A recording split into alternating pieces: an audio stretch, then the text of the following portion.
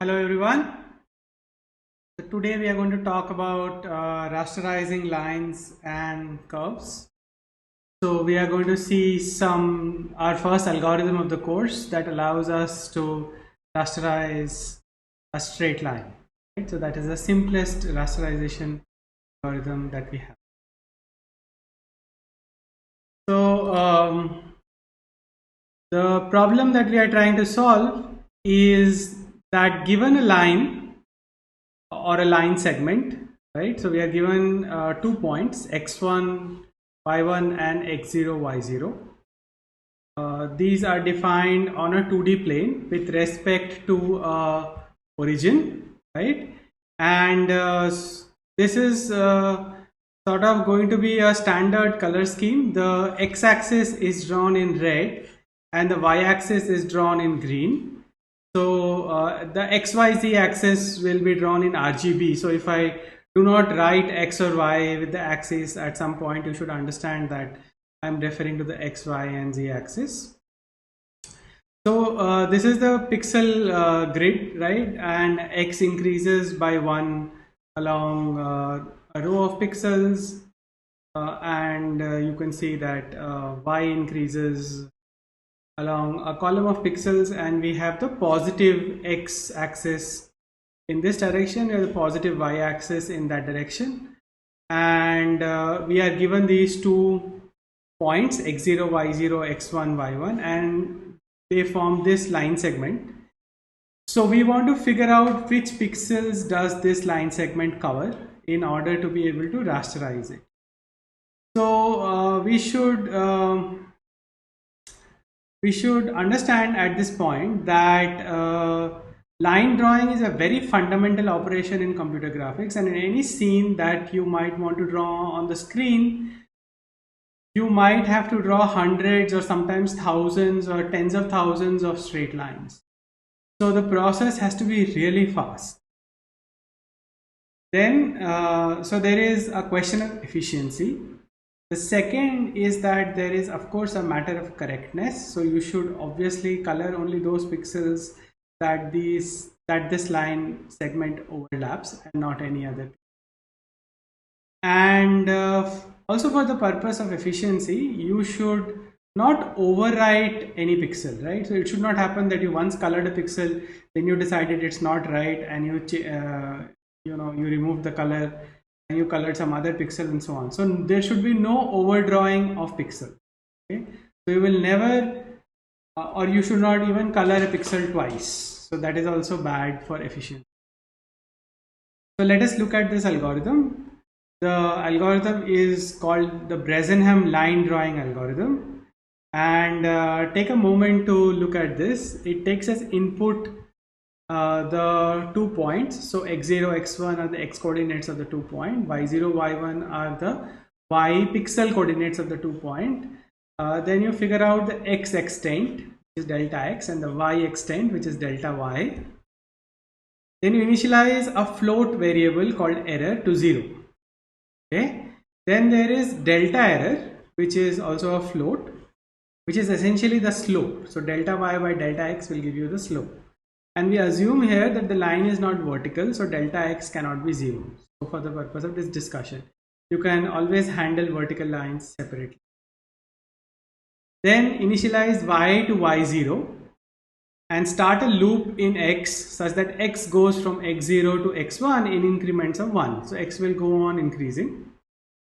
And plot x comma y. So we start by plotting a pixel at x comma y, and then we increment the error. So the error is error plus delta error. So delta error was the slope. So we are adding the slope to the error every time. Then we check if the error has become greater than 0.5 or not. If yes, then you increment y and decrement the error by 1. If not, y stays the same and the loop will come back. X will anyway increment, and you will plot xy again. So if you want to see what this looks like at the end, then the rendering is going to look as follows. You will start here, and then here if x will increment by 1.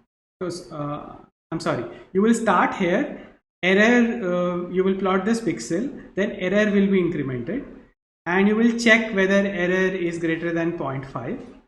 So let us say error was not greater than 0.5, so nothing else happens. Then x increments and you plot x comma y. Okay, then again you increment error and you check whether error is greater than 0.5. This time error is greater than 0.5, so y increments and error is reduced by 1. Then the loop goes back and x is incremented again and you plot x comma y. Okay, so that is how you go on till x reaches x1. So it should be clear by stepping through this algorithm manually that x increments every time. So you are never overdrawing the same pixel twice. Okay, so you are never drawing over the same pixel twice.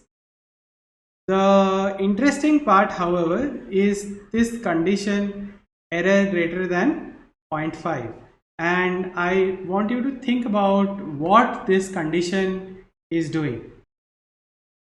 Let us look at in more detail at the Bresenham algorithm and try to figure out how does it manage to rasterize a given line correctly. So suppose this is a pixel grid, and on this pixel grid you are trying to rasterize this particular line. So this is the true geometric line that you want the algorithm to overlay on the grid of pixels and color the correct pixels accordingly. So at any given iteration of the algorithm, say you have correctly colored a pixel x comma y, then depending upon the value of this variable called error, if it is greater than equal to 0.5 or not, you will choose what to do in the next iteration of the algorithm. So if you think about what the algorithm is doing, you will realize that the choices that it has for the next pixel to plot are really only these two choices. It can either plot the pixel x plus 1 comma y, or it can plot the pixel x plus 1 comma y plus 1. So how does it decide between these two pixels? The algorithm says that it does this by checking on the error variable whether it is greater than equal to 0.5, but really the more obvious choice to make is based upon these distances. So if you look at the distance of the pixel line, the pixel center from the line, right? So here I am not taking the shortest distance, I am just taking the vertical distance between the pixel. So the pixel at the bottom of the below the line has this vertical distance of d2 from the point on the line, and the pixel on top, the right top, x plus 1 comma y plus 1 is at a distance d1. And now it should be obvious that the pixel out of these two that the algorithm should color should be the pixel that is pixel center that is closer. So it should be the line, it should be the pixel with distance d2. So that is what it chooses depending upon this condition error greater than equal to 0.5. Now I will leave it up to you to figure out how does the error equal to 0.5, error greater than equal to 0.5 check results in the choice of pixels which are closer to this line. Okay, so if the algorithm now proceeds, then what it gets is a line like this. Okay, the algorithm as we have seen it so far is working in the first quadrant with the positive x-axis and the positive y-axis, right? So we want to figure out whether the same algorithm works in other places on the 2D plane as well. Okay, so think about that, and you might also want to think about how you can replace the floating point computations in this algorithm with integers, right? So you want this algorithm to be really fast, and floating point operations are expensive. So can you rewrite this algorithm with only integers? because that will make it even faster than it already is. Bresenham also does something very interesting. If you consider the distance between the actual geometric line, right? So you are trying to draw this geometric line. So you consider the distance between the geometric line and the center of the pixel that the algorithm is choosing as a metric, right? And you sum up all these distances along the line. Then you can show that the Bresenham solution, that is the pixels that it has chosen, minimizes the sum of squares of these distances. Okay, this is actually, you can actually prove this, and I would highly encourage that you do this proof. Okay, so it'll show you why Bresenham gives you a optimum algorithm in the sense of this particular error metric. Okay? This is the line that the algorithm produces.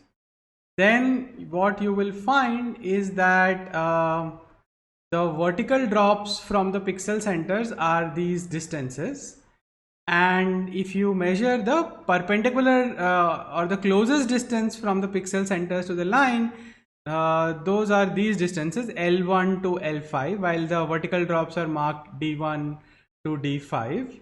And really the error that I was talking about earlier is the following. The sum of squared errors, which is written here as sum of EI squared, is going to be sum of these LI squared. Okay. Now Li squared you can measure, you can compute this, but far easier quantity to measure are the Di's, which are just the vertical drops. So they will just be the difference between the y coordinates.